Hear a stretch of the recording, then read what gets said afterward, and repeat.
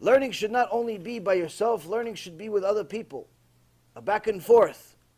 Your opinion is good, but maybe his is better. Your conclusion is good, but maybe it's wrong. You have to go back and forth. You have to test your knowledge.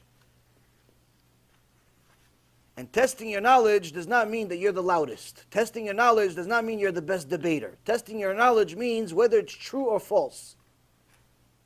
Our debates in Judaism have nothing to do with whether someone is smarter or foolish.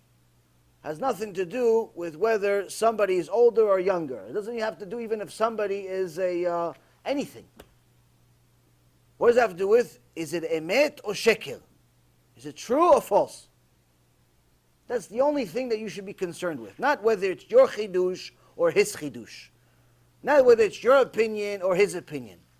They asked a Rav Yashiv one time when they found one of the notes in his Bet Midrash with a chidush on it. Fantastic chidush. Something priceless. If you know the value of a chidush, it's out of this world. One of the Tanaim that was a Kohen. When you're a Kohen, you get a lot of meat. And the meat, in those days, I mean today it's also worth a lot, but in those days worth a lot more. A lot more. He had enough meat where he got 2 legs of a cow, 2 huge legs. I mean, in today's world, it's probably worth, I don't know, $10,000. And he had 2 legs. Chachamim, Kodesh Kodashim. He announces, whoever can give me a chidush, I'll give him one of these. Give me any chidush, anything, I don't know. Anything I don't know. One of the rabbis says, gives him a chidush. He says, and this I learned from Rava. I learned this from Rava. He says, you learned this from Rava? That's another chidush. Why? That's my rabbi. He gave him both of them. He gave him both of the things. Why? Chidush, what you said is good. But it's even better that it came from my rabbi, and I didn't know it. It's from my rabbi. That's worth $1 million to me. That's worth $1 million to me. That's the value of a chidush. But sometimes the chidush is crooked. Sometimes the chidush is upside down.